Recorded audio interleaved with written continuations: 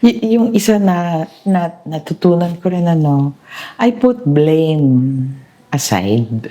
Kasi minsan may tendency before, I blame myself. What do you mean? Bakit pumayat si mami?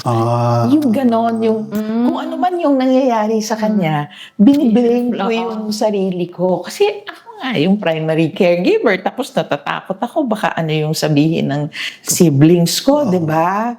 Pero nung natutunan ko na, teka, sandali, I deal with the situation. I have 2 households to manage. I deal with the situation as best as I can. I don't give room anymore for blaming. So be kinder to Ay yourself. talaga. At That's saka, I engage my siblings. For major decision making, talagang mag-chat kaming tatlo. I-chat ko talaga sila. Ito yung situation ni mami. Ito yung kailangan ni mami. At kailangan ni mami ng napakamahal na hearing aid. Please, contribute. Yung ganon. They should, I make sure that they are a part of it as well. Which for me is taking care of myself. True. Yung nagba-boundary rin ako. True. Na hindi lahat binibitbit mo. Yes, lalo na ako, eldest, di ba? May tendency din ako na, okay, sagot ko yan.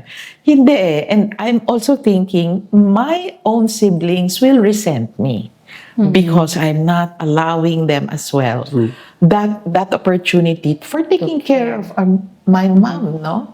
At nakita ko rin yun minsan na yung ibang siblings were not able to do that in other families. Sila, nag-aaway-aaway sila. Yun. Di, ikaw. For me, actually, it's more of the mental health well-being ang inaalagaan ko for myself. Kasi my mom-in-law would have the,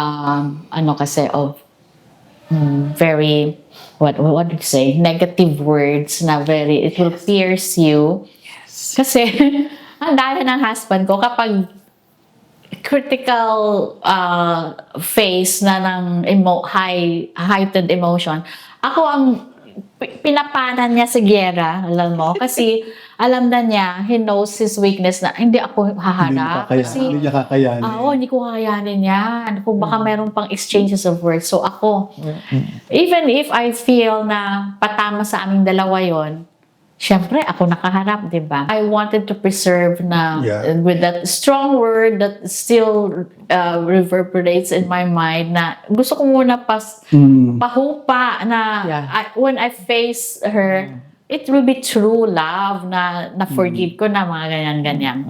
So, it would come a point in time, yun na nga, for us taking care of them na withdraw muna sandali para, you reflect and then you gain strength from meditation. Yan. For me, it's find it a solace to read God's word, yung mga ganon. So, para lang to replenish the hurts and the di ba? Para tayong we're always, where the vulnerability of us being hurt always is there.